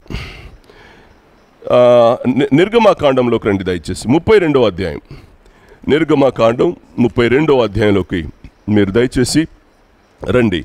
అక్కడ 35వ వచనం చూద్దాం. అహరోను కల్పించిన దూడను ప్రజలు చేయించినందున యెహోవా వారిని బాధపెట్టెను, యెహోవా వారిని బాధపెట్టెను. 33వ అధ్యాయం 5వ వచనం కూడా చూద్దాం. కాగా యెహోవా మోషేతో ఇట్లనెను, నీవు ఇశ్రాయేలీలతో మీరు లోబడనొల్లని ప్రజలు, ఒక్క క్షణమున నేను మీ నడుమకు వచ్చితిన మిమ్ము నిర్మూలన చేసేదను గనుక మిమ్మును ఏమి చేయవలనో అది నాకు తెలియనట్లు మీ ఆభరణములను మీ మీద నుండి తీసివేయడి అని చెప్పుమనెను అన్నాడు. ఈ భాగంలో మనం ఏం చూస్తామనంటే దేవునికి కోపం పుట్టించారు వారు లోబడనొల్లని ప్రజలని 3వ వచనంలో కూడా అన్నాడు. ఈ భాగంలో వాళ్ళు వాళ్ళని దూడం చేసుకున్నారు. మోషే సీనాయి కొండ మీద 10 ఆజ్ఞల పలకలు తీసుకుంటూ దేవుని చేరాతో రాసినవి, అలాగే ప్రత్యక్ష గుడారం యొక్క నమూనాని పొడవు, ఎడల్పు, ఎత్తు, ఏమేమి అన్ని వివరాలు ఆయన ఇస్తూ ఉంటే అవన్నీ నోట్ చేసుకొని జాగ్రత్తగా గమనిస్తున్నాడు. ఆ మాదిరి చొప్పున తిరిగి చేయడానికి 40 రేయింబవళ్ళు ఆయన సీనాయి కొండ మీదనే ఉండి దిగి వచ్చేసరికి మోషే అనువాడు ఏమైనో అని వాళ్ళ ఆభరణాలన్నీ తీసి బంగారు దూడను చేసుకొని అహరోన్ని హూరును ఫోర్ చేసి దూడను చేసి దూడకు సాగిలపడి ఆరాధన చేస్తూ విగ్రహారాధన చేస్తున్నటువంటి అనుభవంలోకి వాళ్ళు దిగజారిపోయారు. దేవునికి కోపం పుట్టించింది. ఓ మాట చెప్పనా మీకు, సంఘం ప్రమాదంలో పడినప్పుడు దేవుని పిల్లలు ఏం చేయాలి అనేది ఈ భాగంలో యెహోషువకు నేర్పుతున్నాడు దేవుడు. మళ్ళీ చెప్పనా, సంఘం తమ విచ్చలవిడితనం వల్ల దేవునికి కోపం పుట్టించినప్పుడు సంఘం ప్రమాదంలో పడుతుంది. ఎప్పుడు సంఘం ప్రమాదంలో పడుతుందో, సంఘం ప్రమాదంలో పడినప్పుడు ఒక దేవుని బిడ్డల బాధ్యత ఏంటి, ఏం చేయాలి, ఇది ఈ భాగంలో యెహోషువకు నేర్పుతున్నటువంటి సత్యం. దూడం చేసుకున్నారు వాళ్ళు, లోబడనొల్లని ప్రజలు. 2 సార్లు ఆ మాట 3వ వచనంలో రాయబడింది, 4వ 5వ వచనంలో కూడా రాయబడింది. అంటే వాళ్ళు మొండి జనులని, వాళ్ళు తలబిరుసుతనంతో ప్రవర్తించేవారనే అర్థాలతో దేవునికి కోపం వచ్చింది. నిజమే దేవుని బిడ్డలారా, ఇవాళ చాలామంది మనలో మొండిగా ప్రవర్తిస్తున్నాం. ఒక స్థాయిని మించి మనం ప్రవర్తిస్తున్నాం. మన విధి విధానాల్లో, మన ప్రవర్తనలో ఒక మొండితనం చాలామందిలో, ఒక తలబిరుసుతనం చాలామంది విశ్వాసులో మరి నేటి కాలంలో చూస్తున్నాం. తద్వారా దేవునికి కోపం వచ్చే ప్రమాదం ఉంది. దేవునికి నువ్వు విగ్రహారాధన చేయకపోవచ్చు. కొన్నిసార్లు విగ్రహారాధన అనేది ఎక్కడుంది అనంటే నీ మనసులోనే ఉంది. ఎక్కడ అనంటే తలబిరుసుతనం దగ్గర, మొండితనం వద్ద లోపల విగ్రహంగా మారింది. నిజమే, నువ్వు వెళ్ళి ఏదో స్టాచ్యూ పెట్టుకొని నమస్కారం చేయక్కర్లా. కానీ చాలాసార్లు మనం మొండిగా ప్రవర్తిస్తున్నాం, తలబిరుసుతనంతో మనం ప్రవర్తిస్తున్నాం. అదే నీకు విగ్రహమై కూర్చుంటుంది. నేను ఆయనకి ఎందుకు నమస్కారం చేయాలా, ఆయనతో నాకేం పని? ఎంతమందిలా నేను చర్చిలో కిందెందుకు కూర్చోవాలి, నేను కుర్చీ మీద వెనకాలే కూర్చుంటా. ఇలా ఒక్కొక్క మాట చెప్పుకుంటూ పోతే ఎన్నిసార్లు మనం తలబిరుస్తనంతో చర్చెస్లో వ్యవహరిస్తున్నామో, ఎన్నిసార్లు మనం ఆ మొండితనంతో మనం దేవునికి అవిధేయంగా, స్వమేలు విషయంలో మనం ఏదో స్వార్థంతో మనల్ని మనం హెచ్చించుకోవడం కొరకు చేసే ప్రతి ప్రయత్నం దగ్గర దేవునికి కోపం పుట్టించబడుతుంది. ఎప్పుడు దేవునికి కోపం వస్తుందో అప్పుడు ఖచ్చితంగా సంఘం ప్రమాదంలో పడుతుంది. సరిగ్గా సంఘం ఇక్కడ ప్రమాదంలో పడింది. ప్రజలు ప్రతిదీ గమనిస్తారు. మనం గుర్తుంచుకోవాల్సిన 2-3 సంగతులు ఇక్కడ జ్ఞాపకం చేస్తాను చూడండి. దేవుడు గుడారంలో ఉన్నాడా?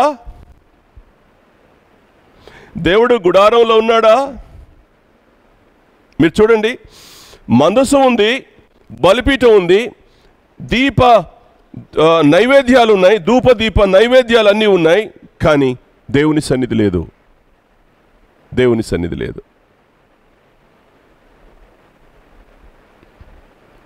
మొదటిది, దేవుడు సంఘాన్ని ప్రమాదంలో నెట్టాడు అనడానికి ఓ సూచిక ఏంటి అని అంటే దేవుని సన్నిధి సంఘంలో ఉండదు.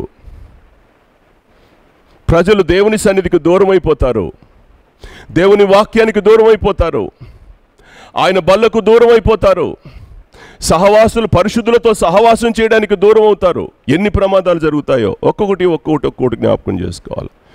ఎందుకు ఈ రెండు నెలల 15 రోజుల నుంచి మనం దేవుని సన్నిధికి దూరం అయ్యాం. ఒకవేళ ఇలా అనొచ్చు, నేను ఇంట్లో ఉండి దేవుని సన్నిధిని అనుభవిస్తున్నాను. ఓకే, అది మంచి పరిణామం. నువ్వు ఇంట్లో ఉండి దేవుని సన్నిధిని నువ్వు అనుభవించే అవకాశం దేవుడు నీకు ఇచ్చాడు, నువ్వు అనుభవించు, సంతోషమే. కానీ నీ ఇంటిలో ఎప్పుడూ దేవుని సన్నిధి ఉందా? ఇంట్లో ఉండి ఎన్నిసార్లు మనం ఇలా మొండిగా ప్రవర్తించడం లేదు, కొన్నిసార్లు మనం పరీక్షించుకోవడం మంచిది అనే సంగతిని ఇక్కడ జ్ఞాపకం చేస్తున్నాను. నేటి సంఘాలలో కూడా ఇదే పరిస్థితి క్లియర్గా కనబడతాం. దేవుణ్ణి దుఃఖపెట్టడం ద్వారా దేవునికి కోపాన్ని మనం పుట్టిస్తున్నాం. దేవుణ్ణి దుఃఖపెట్టడం ద్వారా దేవునికి కోపాన్ని పుట్టిస్తున్నాం. మన చర్చెస్లో చూడండి, ఉదాహరణకు పాటలు ఉన్నాయి, ఆరాధన ఉంది, చందాలేస్తాం, చందాలు పడతాం, చందాలు ఇస్తాం, బలలో కూడా చెయ్యేస్తాం. అన్నీ ఒక నామకార్థంగా జరిగిపోతున్నాయి. కానీ దేవుని సన్నిధి ఉందా? దేవుని సన్నిధి ఉందా? మీరేమనుకోనంటే ఒక మాట చెప్పనా? వాక్యం వింటున్న మీరు ఏమి అనుకోనంటే ఓ మాట చెప్పనా? దయచేసి ఇవాళ నువ్వు హృదయపూర్తిగా దేవునికి కానుక ఇవ్వగలుగుతున్నావా? ఎన్ని వారాలైంది నువ్వు దేవునికి కానుక తీయక? మరో మాట చెప్తున్నాను, ఎన్ని వారాలైంది నువ్వు దేవుని బలలో చేయి వేయక, ఆయన రక్త మాంసాలు భుజించక? నేను అడగనా ఒక మాట, కానుక నేను తీయట్లేదని మీరెలా అంటారు? మా ఇంట్లో ఒక ప్లాస్టిక్ సంచిలో వారం డబ్బులు వేస్తున్నాం, ఎందుకంటే ఇది మీకు ఇవ్వాలి, లాక్డౌన్ అయిపోగానే మీకు తెచ్చిద్దామని అన్ని దీంట్లో పెడుతున్నాం. సంతోషం, బాగుంది. కానీ దేవుని బల్ల విషయంలో నొప్పుందా? దేవుని బల్లకు నేను దూరమయ్యానే, దేవుని పరిశుద్ధ సహవాసానికి దూరమయ్యానని ఒక్కనాడైనా కన్నీళ్లు కార్చి ప్రార్థించిన అనుభవం నీకు వచ్చిందా? దేవుడు ఏం నేర్పిస్తున్నాడు మనకి? మనం ఎక్కడ దూరం అవుతున్నాం? ఒకవేళ నీ ఇంట్లో నువ్వు ఒక డబ్బా పెట్టుకొని అందులో నువ్వు కానుకేయొచ్చుగాక, నువ్వు అక్కడ ప్రార్థన చేస్తున్నానన్న అనుభవం నీకు ఉండొచ్చుగాక. కానీ ఏ శరీరం సంఘం కొరకు చాళ్ళు కింద దున్నబడిందో, ఏ రక్తం చివరి బొట్టు వరకు కార్చబడిందో, ఆ రక్త మాంసాలు చేయి వేసి నిత్య జీవానికై ఊరడి నీటి బుగ్గను నువ్వు తిని త్రాగగలుగుతున్నావా? ప్రమాదంలో ఉంది సంఘం. ప్రేమతో చెప్తున్నాను, కోపం కాదండి, ప్రేమతో చెప్తున్నాను. దయచేసి మన ఇళ్లలో మనకు అవకాశం లేదు, ప్రభుత్వం ఆజ్ఞ జారీ చేసింది, ఇక్కడ ఇది మనకు ప్రమాదమే, వాస్తవం, నేను ఒప్పుకుంటాను. అయితే ఇంటిలోనైనా అయ్యా ఓ ఆదివారం నేను మీ దగ్గరకు వచ్చి బలలో చేయి వేస్తానయ్యా, రమ్మంటారా అని అడిగిన వాళ్ళు ఎంతమంది? బ్రదర్, నేను ఆదివారం వస్తానండి, నా కొరకు ఇంత బళ్ళ రొట్టె ఉంచండి, నేను ఇక్కడ వాక్యం వింటున్నానండి ఇంట్లో, నేను ఇంటికి మందిరానికి వచ్చి ఆ బల్లలో మీరు పాలు పొందే ఆ బల్లలో నేను కూడా చేయి వేస్తానని చెప్పగలిగిన వారు ఎవరైనా ఉన్నారా? దయచేసి వినండి, బాధతో చెప్తున్నాను. ఏళ్ల మీద లెక్క పెట్టగలిగిన ఒకరిద్దరి వల్ల అది సాధ్యమవుతుందేమో కానీ మ్యాక్సిమం 98% సంఘంలో ఉన్న 98 మంది దేవునికి దూరంగా, దేవుని సన్నిధికి దూరంగా ఉంటున్నారు అని చెప్పడానికి నేను చింతిస్తున్నాను. మన సంఘం ప్రమాదంలో ఉంది. ప్రేమతో చెప్తున్నాను, మన సంఘం ప్రమాదంలో ఉంది. ఈ సంఘాన్ని మనం ఎలా కాపాడుకోవాలి? భారంతో కన్నీళ్లు కార్చి ప్రార్థన చేయాలి. సమూయేలు గ్రంథం 4వ అధ్యాయంలో ఈ కాబోదు అని అనలేదా ఏలీ కోడలు? ప్రభావం ఇశ్రాయేలు నుంచి తొలగిపోయింది, మందసం ఫిలిస్తీయులకు పట్టబడిందని ఏడవలేదా? ఆమె మనసంతా మందసం మీద ఉంది. ఇవాళ మీ మనసు దేని మీద ఉంది? ఇవాళ మీ మనసు దేని మీద ఉంది?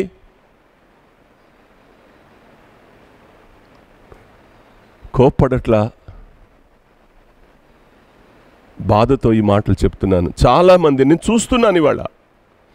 కొన్ని గృహాలు దర్శించడానికి వీలు లేకపోయినా వాళ్ళతో ఫోన్లో మాట్లాడినప్పుడు అక్కడి నుంచి వస్తున్న సమాధానం, అక్కడ కొద్దిమంది వ్యక్తుల్ని దర్శించినప్పుడు ఆ కుటుంబాల నుంచి వస్తున్న సమాధానం చూస్తున్నప్పుడు ఎంత బాధేస్తూ ఉందో.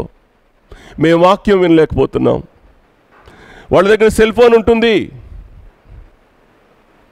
వాళ్ళ దగ్గర డేటా, ఇంటర్నెట్ డేటా కూడా ఉంటుంది. కానీ సమయానికి దేవుని సన్నిధిలో చాపుపరుచుకొని భర్తని, భార్యని, పిల్లల్ని కూర్చోబెట్టుకొని దేవుని సన్నిధిని అనుభవిద్దామన్న క్రమం లేని వారు దేవునికి కోపం పుట్టిస్తున్నారు ఈ రోజున. ఆ టైం తెలీదా నీకు? ఆ టైంలో నువ్వు మోకరిల్లాలి కదా, ప్రార్థన చేసుకోవాలి కదా. ఎక్కడుంటున్నావు నువ్వు? ఇంత లాక్డౌన్ కాలంలో కూడా నీకు ఎన్ని పనులున్నాయి బయట? కాసేపు దేవుని సన్నిధిని అనుభవించలేవా? నువ్వు పుట్టించేది దేవునికి కోపం కాదా? ఎంత విచారం, ఎంత బాధ, ఎలాంటి అనుభవాలు ఇవాళ మనం ఎదురు చూస్తున్నాం దేవుని బిడ్డలారా. ఇంత జరుగుతున్నా ఇవాళ భయం లేకుండా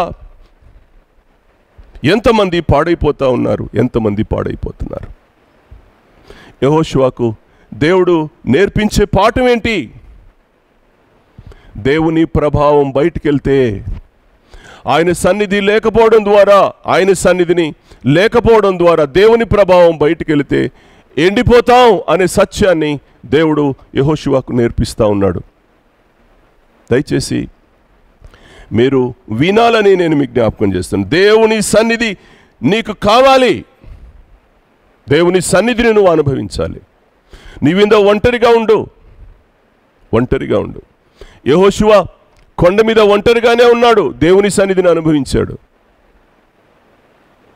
చాలామంది భక్తుల జీవితాలు చూడండి, వాళ్ళు ఒంటరిగానే ఎక్కడెక్కడో ఉన్నా కూడా దేవుని సన్నిధిని వాళ్ళు అనుభవించారు. దేవుని సన్నిధి లేకుండా విశ్వాసికి ఎదుగుదల లేదు, సేవకునికి భవిష్యత్తు లేదు. ఇంతెత్తులో ఉన్నాం అనుకునేవారు చేస్తున్న నిర్లక్ష్యం దగ్గర దేవుని సన్నిధిని పోగొట్టుకొని, ఏలీ వంటి వాడు దేవుని సన్నిధిని పోగొట్టుకొని మరణం చెందిన సంగతి మనకు తెలియదా? దేవుని సన్నిధి తొలగిపోయిన మరుక్షణం నువ్వు ఆత్మీయంగా చచ్చిపోతావు అని నేను ఇక్కడ జ్ఞాపకం చేస్తూ ఉన్నాను. కనుక మనం ఏమనుభవించాలి అనంటే దేవుని సన్నిధిని మనం అనుభవించాలి. దేవుని సన్నిధి విషయంలో సంఘాల్లో వస్తున్న నిర్లక్ష్యం అంతా ఇంత కాదండి, ఎంత చండాలంగా తయారవుతుందో. దయచేసి నేను ఈ విషయాన్ని నేను బాధతో జ్ఞాపకం చేస్తూ ఉన్నాను. నేను మరొక విషయాన్ని కూడా ఇక్కడ జ్ఞాపకం చేస్తాను. దేవుని సన్నిధి యొక్క ప్రాముఖ్యత ఖచ్చితంగా మనకు తెలిసి ఉండాలి, దాన్ని మనం అనుభవించాలి. ఈ సంగతిని మనం నేర్చుకుంటే మనకు మంచిది. నిర్గమకాండం 33వ అధ్యాయంలోనే 7వ వచనం చూద్దాం. నేను చెప్తాను చూడండి. జరుగుతున్న తతంగాన్ని ప్రజలు గమనించరా? ప్రజలు గ్రహించరా? ఆలోచించరా? ప్రజలంత గుడ్డివాళ్ళ? ప్రజలు ఎన్నడూ గుడ్డివాళ్ళు కాదండి. ప్రజలు సేవకునికి 2 కళ్ళే, కానీ ప్రజలకు 1000 కళ్ళు.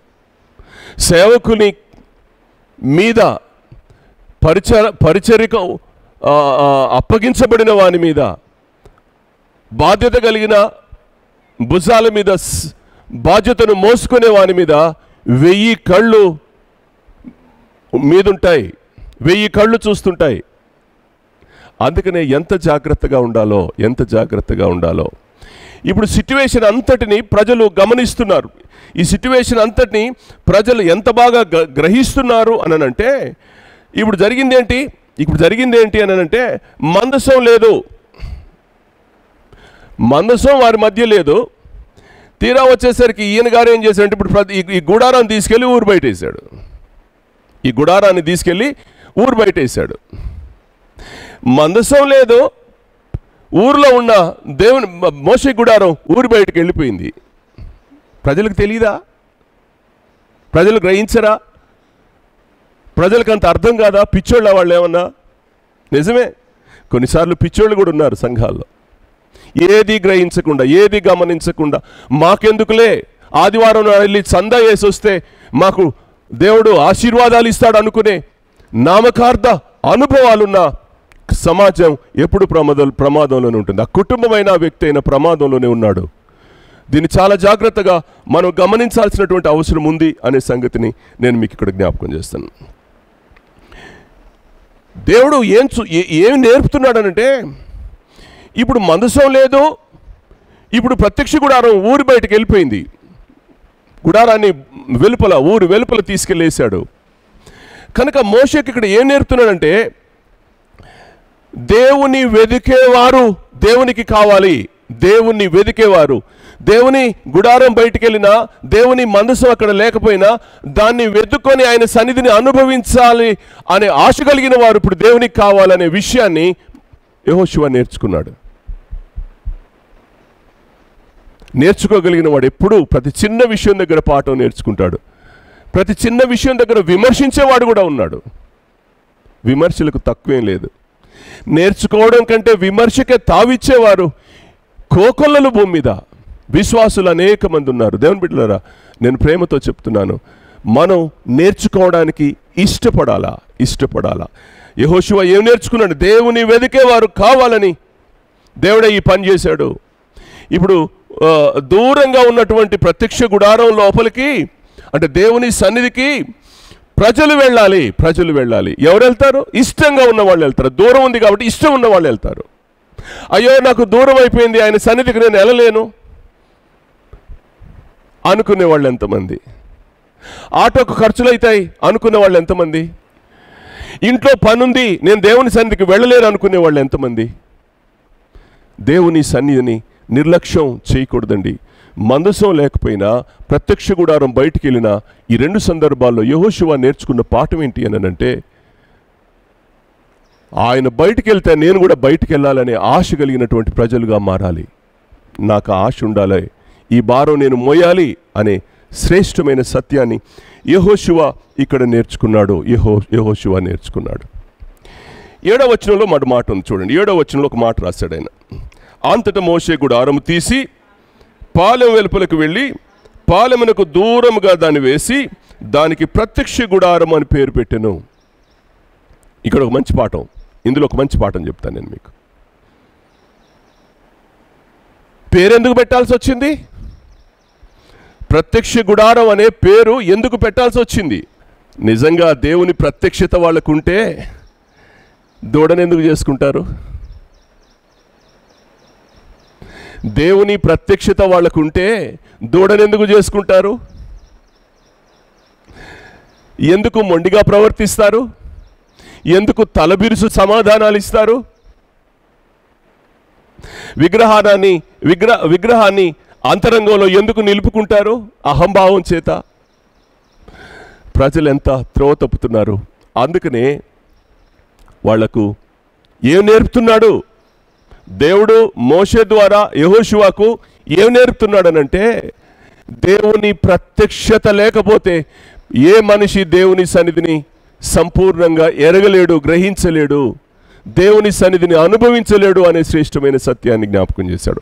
అంటే యెహోషువకు ఇప్పుడు ఏం కావాల్సి వచ్చిందంటే, ప్రతి వ్యక్తికి దేవుని ప్రత్యక్షత, రివలేషన్ అనేది తప్పకుండా ఉండాలి. దేవుని గూర్చిన రివలేషన్, ఆ ప్రత్యక్షత అనేది ఎవరు కోల్పోతారో వాళ్ళ జీవితంలో ఆశీర్వాదం అనే దానికి వాళ్ళు దూరం అవుతారు. ఖచ్చితంగా ఈ విషయాన్ని ఆయన గ్రహించాడు. ఇక్కడ జరుగుతుంది అంటే, ఇక్కడ ఏం జరుగుతుంది? మేఘం దిగిరావడం, ముఖాముఖిగా మోషే మాట్లాడడం, దేవునితో మాట్లాడడం. మేఘం దిగొస్తుంది మందసం మీదికి, అదే ప్రత్యక్ష గుడారం మీదకి, ముఖాముఖిగా మోషే దేవునితో మాట్లాడడం. ఇది రోజు జరుగుతుంది. ప్రజలు ఏం చేస్తున్నారు? వాళ్ళ గుడారాల గుమ్మం వాకిట నిలబడి దేవునికి ఇట్లా నమస్కారం చేస్తూ ఉన్నారు. ఉంది అన్నమాట. వాళ్ళ గుడారంలో ఉండి దేవుడికి నమస్కారం చేసే దౌర్భాగ్యపు పరిస్థితి ఎందుకు వచ్చింది? దేవుని ప్రత్యక్షత ఉంటే ఇక్కడికి పరిగెత్తుకొని రావచ్చు కదా, కనీసం గుడారానికి దూరంగా నిలబడి నమస్కారం చేయొచ్చు కదా. ఇంత జరుగుతున్న సంగతిని అర్థం చేసుకోలేనంత దుస్థితి వాళ్ళ జీవితంలో. దేవునికి దండం పెట్టుకోవాలని ఆశ ఉంది వాళ్ళకి, దేవునికి నమస్కరించాలని ఆశ ఉంది వాళ్ళకి. ఆశ ఉంటే సరిపోతుందా? లేచి బయటికి రావాలి కదా, లేచి ప్రత్యక్ష గుడారంలోకి దరిదాపుగా అక్కడికైనా రావాలి కదా. ఏది లేదండి, ఎవరి గుడారం ముందు వాళ్ళే. నిజమే, ఇవాళ అదే జరుగుతూ ఉంది. కొద్దిమందికి ఆశ ఉన్న మాట వాస్తవమే, కొద్దిమందికి ఆశ ఉన్న మాట వాస్తవమే, కానీ ఇళ్ళు వదిలి బయటికి రాలేని పరిస్థితి. కరోనా వల్ల కాదండి, కరోనా వల్ల కాదండి, నీ అంతరంగపుల్లో దాగి ఉన్న అవిధేయత ఇంటిలో నుండి నువ్వు బయటికి రాలేకపోతున్నావు. నీ ఇంటిని నువ్వే కట్టుకున్నావు లోపల, దానిలో సుఖ నివాసం చేయాలని ఆశపడతా ఉన్నావు, దాని యందు స్థిరంగా ఉండాలని ఆశపడతా ఉన్నావు, నువ్వు అనుకున్నదే లోపల జరగాలని ఆశపడతా ఉన్నావు. దేవుని ప్రత్యక్షత బయటికి వెళ్ళిపోయింది. నేను ఆయన ప్రత్యక్షతను వెతకాలి అనే ఆలోచన, ఆయన సన్నిధిని అనుభవించాలనే ఆలోచన లేని క్రైస్తవ విశ్వాస జీవితం ఇవాళ ఎంత దేవుణ్ణి గాయం చేస్తుందో, దేవుణ్ణి ఎంత గాయం చేస్తుందో. ఈ మాటను మనం ఖచ్చితంగా నేర్చుకోవాల్సినటువంటి అవసరం ఉంది అనే సంగతిని ఇక్కడ జ్ఞాపకం చేస్తా ఉన్నాను. నేను చివరిగా ఈ మాట చెప్పి నేను ముగిస్తాను. 11వ వచనం చూడండి. 11వ వచనంలో,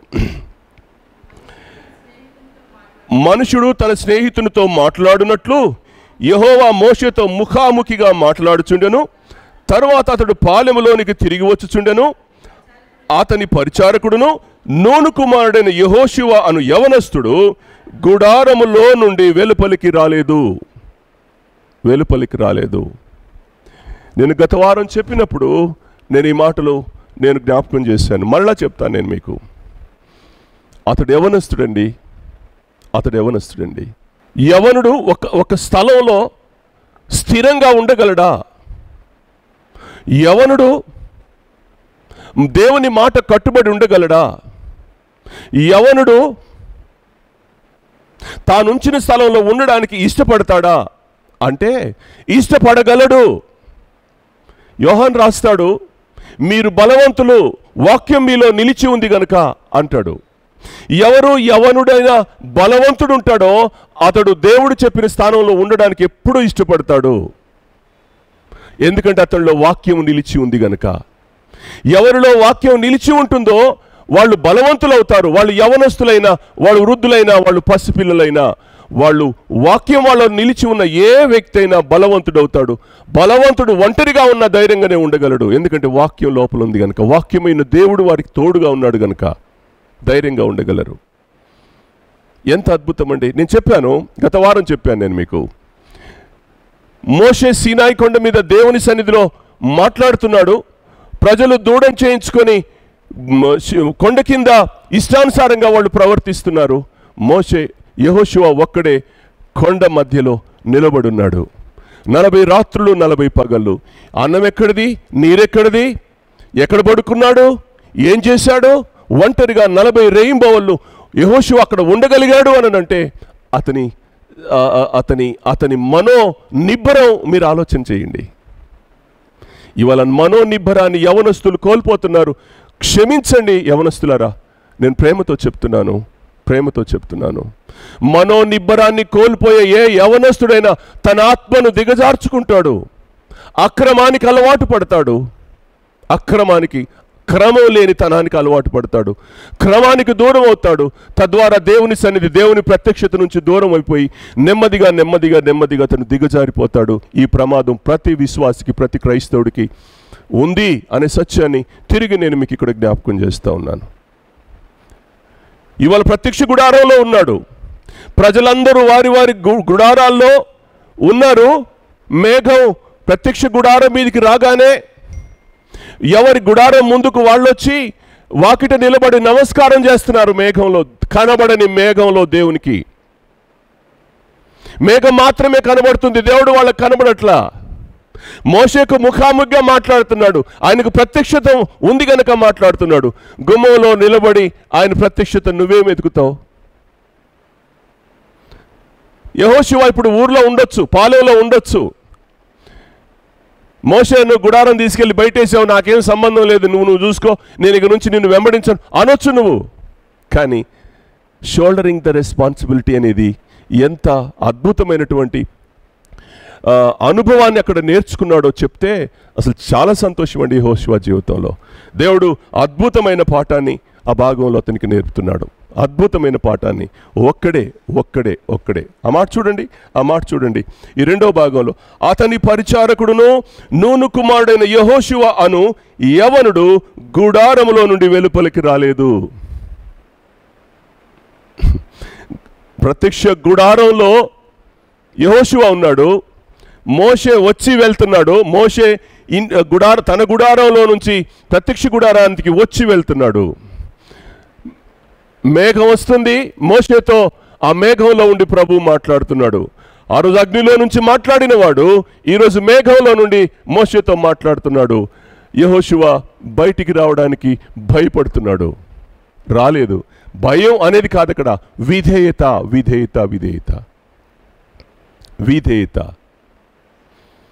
ఎంత విధేయుడయ్యాడో.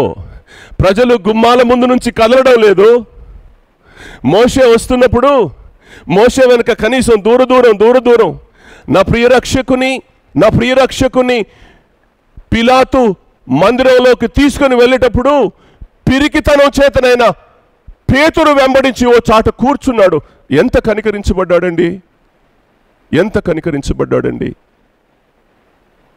కనీసం దూరం నుంచి అయినా ఆయన ప్రత్యక్షతను కనుగొందాం, ఆయన సన్నిధిని అనుభవిద్దామని ఆశ లేని నేటి సమాజం ప్రమాదంలో ఉంది. ఎంత జాగ్రత్తగా మనం ప్రవర్తించాలి. దూరం నుంచైనా అబ్రహాము దూరం నుండే చూశాడు పునాదులు గల పట్టణం కోసం. స్టెఫెను దూరం నుంచే చూశాడు దేవుని సన్నిధిని, దేవుని లేచి నిలబడిన ప్రియరక్షకుని రాళ్లతో కొట్టబడి చంపబడిన రోజు సైతం. వాళ్ళకొక ఆశ ఉందండి. ఇవాళ నీకు నాకు ఆశ ఉండాలి. దేవుని ప్రత్యక్షతను గూర్చిన ఆశ, దేవుని సన్నిధిని గూర్చిన ఆశ. ఎంత వివరంగా మనకుంటే అంత శ్రేష్టమైన అనుభవాన్ని మనం అనుభవిస్తూ ఉండి, ప్రేమతో ఈ మాటలు నేను మీకు జ్ఞాపకం చేస్తూ ఉన్నాను. దేవుని సన్నిధి ఎంత శ్రేష్టమైన, దేవుని ప్రత్యక్షత నీకు కావాలి. నీ అంతరంగానికి దేవుని ప్రత్యక్షత నీకు కావాలి. యెహోషువకు ఒక్కొక్క పాఠం నేర్పుతూ ఉంటే నిజంగా ఆ గుడారం మధ్యలో యెహోషువ లేకపోతే నిజంగా సీనాయి కొండ మీద మోషే ముఖాముఖిగా దేవునితో మాట్లాడుతుంటే చూడలేదండి యెహోషువ. కానీ ఇవాళ ప్రత్యక్ష గుడారం మీదకి మేఘంలోకి వచ్చి ఆ మేఘంలో దేవుడు మాట్లాడుతుంటే లోపల కూర్చొని వింటున్నాడండి, అనుభవిస్తున్నాడండి దేవుని సన్నిధిని. ఎవరు దేవుని సన్నిధిని అనుభవించారు? బయటకు వచ్చి ప్రత్యక్షంగా మేఘాన్ని చూసో మాట్లాడుతున్న ఆయన స్వరాన్ని చూసో కాదండి. ఎవరు దాన్ని అనుభవిస్తారు అనంటే యెహోషువ లాంటి వాళ్ళు. ఎలా అనంటే ఆయన ఏం చేస్తున్నాడు ఆయన లోపల నుండి ఏం చేస్తున్నాడంటే బలిపీఠం మీద నిప్పులు ఆరిపోకుండా దాన్ని మండిస్తున్నాడు. ధూప నైవేద్యాలు ఎప్పుడు నిత్యము వెలుగుతున్నట్టుగా దీపాన్ని వెలిగిస్తున్నాడు లోపలుండి ఏం చేస్తున్నాడు అనంటే ఏ రోజుకు ఆ రోజు సముఖపు రొట్టెల బలలో ఆ రొట్టెలు మార్చాలి. అవి పాతగిలిపోకూడదు, అది పులిసిపోకూడదు. అందుకని ఏ రోజుకు ఆ రోజు ఆ సముఖపు రొట్టెలను ఆయన మారుస్తూ రేపటి తరం కొరకు ఆయన భద్రం చేస్తూ ఉన్నాడు. సముఖపు రొట్టెలు దేనికి గుర్తు? దేవుని వాక్యానికి గుర్తు. దేవుని వాక్యాన్ని భద్రం చేసి పెడతా ఉన్నాడు. వెలుగును తాను అనుభవిస్తూ వెలిగిస్తున్నాడు. దేవుని మందిరం చీకటి పడకూడదు. బలిపీఠం మీద అగ్ని ఆరిపోకూడదు. ఇవాళ క్రైస్తవుడు ఈ మూడు నియమాలు నేర్చుకోగలిగితే నిజంగా ఎంత అదృష్టవంతుడండి అతను. నీ బలిపీఠం, నీ ఇంట్లో కట్టుకున్న బలిపీఠం మీద నిప్పులు ఆరిపోకుండా ఓ ప్రార్థన బలిపీఠాన్ని కట్టుకొని నువ్వు ప్రార్థన చేస్తున్న అనుభవం నీకుంటే, అది నిత్యము వెలుగుతూ ఉంటే ప్రదీపం అనేకులకు వెలిగిస్తుంది. సముఖపు రొట్టెల ఎప్పటికప్పుడు మారుస్తూ దాన్ని స్పేర్ చేస్తూ ఉంటే, వాక్యాన్ని వింటూ, వాక్యాన్ని చదువుతూ, వాక్యాన్ని ధ్యానం చేస్తూ, వాక్యాన్ని నువ్వు స్పేర్ చేసుకుంటా ఉంటే అది ప్రజలకు ఎంత మేలు, ఎంత ప్రయోజనం. ఒక తరాన్ని కదా మనం చూసేది. మనతోనే సమస్య పోతే నాతోనే ఇది సమస్య పోతే బాగుంటుంది అని ఆలోచిస్తామా? ఇవాళ ఫెయిత్ వే ఛానల్ ద్వారా ఆన్లైన్ సండే స్కూల్ ఓపెన్ చేయడానికి గల కారణం ఏంటంటే, ఒక తరాన్ని మేము చూడాలి, మా తదనంతరం ఒక తరం బయటికి రావాలి. మేము తరాన్ని చూస్తున్నాం, మా ముఖాలు టీవీలో కనిపించాలని కాదు, భవిష్యత్ తరానికి ఏదైనా ఒక పాఠం నేర్పాలి. పిల్లలు అనాథలైపోతున్నారు, పిల్లలకు ఒక పాట లేదు, పిల్లలకు ఒక వాక్యం లేదు, పిల్లలకు ఏదీ లేదు. ఏం చేయాలి? దరిదాపుగా 2 నెలల ప్రార్థన, ఏదో ఒకటి చెయ్యాలి. దేవుడు మహాకనికరం చూపించాడు.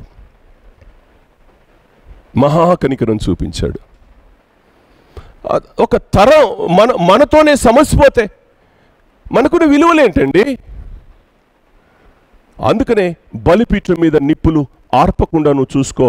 నీ ఇంట్లో దీపం వెలుగుతూ ఉండనివ్వు, చీకటిమయం కానివ్వకు. నీ ఇంట్లో వాక్యపు రొట్టెలని సమృద్ధిగా ఉండనివ్వు, ఆకలిగా వచ్చిన వారికి విరిచిపెట్టడానికి. దావీదు తనతో ఉన్న అనుచరులకు యాజకుడు పెట్టలేదా? వాళ్ళ ఆకలి తీర్చుకోలేదా? ఎన్ని అనుభవాలు. కాబట్టి ప్రతి వాక్యం దగ్గర ఆత్మ సంబంధమైన పాఠం మనం నేర్చుకోగలిగితే ఖచ్చితంగా సంఘం దీవించబడుతుంది. ఈ భాగంలో యెహోషువ భుజం మీద పెట్టబడిన భారాన్ని ఎంత చక్కగా నిర్వర్తిస్తున్నాడు. నేను దేవుని సన్నిధిని, దేవుని ప్రత్యక్షతను, దేవుని పనిని సక్రమంగా చేయాలి. ఏమి జరిగినా, ఏమి జరగకపోయినా, ఎవరు ఏమైనా, నేను మాత్రం ఆయన సన్నిధిలో ఇదిగో బలిపీఠం మీద అగ్ని ఆరిపోకుండా చూసుకోవాల్సిన బాధ్యత నాది. ఇదిగో వృక్షం మీద దీపం వెలుగుతూ ఉండి పనిని నేను చేయాలి, వాటిని చక్కబరుస్తూ ఉన్న పని నేను చేయాలి. బల్ల మీద రొట్టెలు నాదే బాధ్యత. ఎంత రెస్పాన్సిబిలిటీ ఫీల్ అవుతున్నాడు. బయటకు వస్తే ఆయన అసలే మేఘం మీదకి వచ్చాడు. ఆ మేఘాలు వర్షాన్నైనా కుమ్మరిస్తాయి, ఆ మేఘాలు గాలినైనా ఇస్తాయి. ఒకవేళ ఆ గాలి యెహోషువను పరీక్షించడం కోసం ఆ గాలి బలిపీఠం మీద అగ్నిని ఆర్పితే, మేఘం పంపించే ఆ గాలి ప్రదీపం మీద పెట్టబడిన ఆ వెలుగు ఆరిపోతే, బల మీద పెట్టబడిన రొట్టెలు కింద పడిపోతే, రెస్పాన్సిబిలిటీ ఎంత భుజం మీద వేసుకున్నాడో. బాధ్యతారహితంగా ప్రవర్తించొద్దని నేను హృదయపూర్తిగా, ప్రేమపూర్వకంగా నేను ఈ వాక్యాన్ని మీ ముందుంచుతున్నాను. దయచేసి మీరు ఈ సంగతులన్నీ గ్రహించాలని, ఒక్కొక్క సంగతి మీరు హృదయపూర్తిగా గ్రహించి దేవుని సన్నిధిలో మీరు ఆత్మీయంగా సిద్ధపడాలని, రేపటి రాకడ కొరకు ఆత్మీయంగా ఈ డివైన్ ప్రిపరేషన్ అనేది నీ ఆత్మకు మేలే తప్ప ఎన్నడూ నిన్ను నష్టపరచదు. గతంలో మనం ఎలాగైనా ఉండొచ్చు కాక, కానీ దేవుడు పాఠాలు నేర్పేటప్పుడైనా మనం జాగ్రత్తగా పాఠాలు నేర్చుకోగలిగితే అది మన ఆత్మీయ జీవితానికి మేలు జరుగుతుందని నేను హృదయపూర్తిగా మీకు జ్ఞాపకం చేస్తూ చిన్న ప్రార్థన చేసి నేను ముగించాలని ఆశపడుతున్నాను. నా ప్రియరక్షకుని ప్రేమను ఎన్నడూ మర్చిపోవద్దు. క్రైస్తవ సంఘం ఆయన బలలో చేయి వేసిన అనుభవం, ఆయన సన్నిధిని అనుభవించబడిన అనుభవం, ఆయన ప్రత్యక్షతను అనుభవించే అనుభవం. దేవుని సన్నిధి దూరమైంది కదా అని ఇంట్లో కూర్చుంటాం కాదు, మనం దేవుని సన్నిధిని వెతికి పట్టుకోవాలనే ఆశ ప్రతి భాగంలో మనకుండగలిగితే స్వమేలు కాక సమిష్టి మేలును కోరుకునే అనుభవం మనకు రావాలని నేను హృదయపూర్తిగా కోరుకుంటూ మనందరం ఈ పాఠాన్ని నేర్చుకోవాలని తల వంచి నమస్కరించి నేను దేవుని కృతజ్ఞత చెల్లిస్తున్నాను. ప్రభు శిలువ యాగం ఎన్నడూ మర్చిపోవద్దు. తలలు వంచండి, ప్రార్థన చేసుకుందాం. ప్రేమగల మా యేసు ప్రభువా, పరిశుద్ధుడా, మీకు నిండు వందనాలు చెల్లిస్తూ ఈ ఉదయకాలం నీ పిల్లలు ఆయా స్థలాల్లో కూర్చుని నీ వర్తమాన్ని వింటుండగా వారితో మీ సన్నిధి, వారితో మీ ప్రత్యక్షత, వారికి మీ శ్రేష్టమైన క్రమాన్ని వారికి నేర్పుతూ ఆ క్రమంలో మేమందరం ఆశీర్వదించబడినట్లు మీరు సహాయం చేసి మమ్మల్ని ఆశీర్వదించమని. ఎంతమంది ఈ లేఖనాన్ని వింటున్నారో వాళ్ళందరి హృదయాంతరంగాల్లో ఆశ్చర్యకరమైన నీ కార్యాన్ని మీరు జరిగించి వారిని సంతృప్తిపరచుమని. తప్పకుండా నీ రాకడ కొరకు మేము ఆత్మీయంగా సిద్ధపడి మేము సంపూర్ణంగా మేఘాల మీద మేము కొనిపోబడగలిగినటువంటి ఆ అనుభవాన్ని మాకు ఇమ్మని. అన్ని నామముల కంటే పైనామమైన మహోన్నతమైన నా యేసుక్రీస్తు ప్రభు పరిశుద్ధ నామంలో వినయంతో ప్రార్థిస్తున్నాను పరమ తండ్రి, ఆమెన్.